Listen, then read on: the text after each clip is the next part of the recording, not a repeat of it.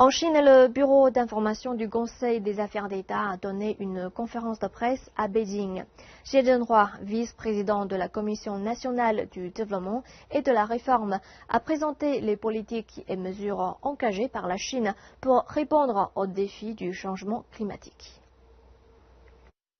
La dite Commission de Chine a publié un rapport sur les politiques et mesures engagées par la Chine destinées à répondre aux défis du changement climatique en 2014.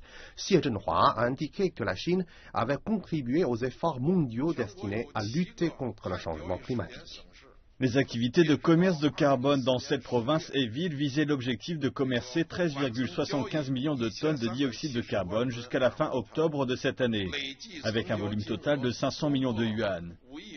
Et le 19 octobre, nous avons publié un plan national sur le changement climatique pour 2014-2015.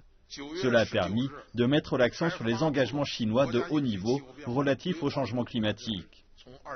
Et en juin, nous avons eu une journée nationale visant à encourager un faible taux de carbone, à éduquer l'opinion et à encourager la participation de la population à la réponse à apporter au changement climatique.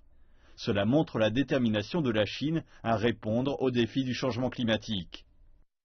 La lutte contre le changement climatique promet d'être longue. Xie Zhenhua a indiqué que la Chine avait plaidé en faveur d'une coopération internationale plus approfondie pour répondre aux défis du changement climatique. La Chine fait beaucoup d'efforts pour promouvoir la coopération sud-sud sur le changement climatique. Depuis 2011, la Chine a alloué 270 millions de yuan pour aider les pays en développement à répondre plus efficacement au changement climatique. Cette année, la Chine et les États-Unis ont adopté une position commune sur le changement climatique, les deux pays ayant déclaré des objectifs pour l'après 2020 sur le changement climatique.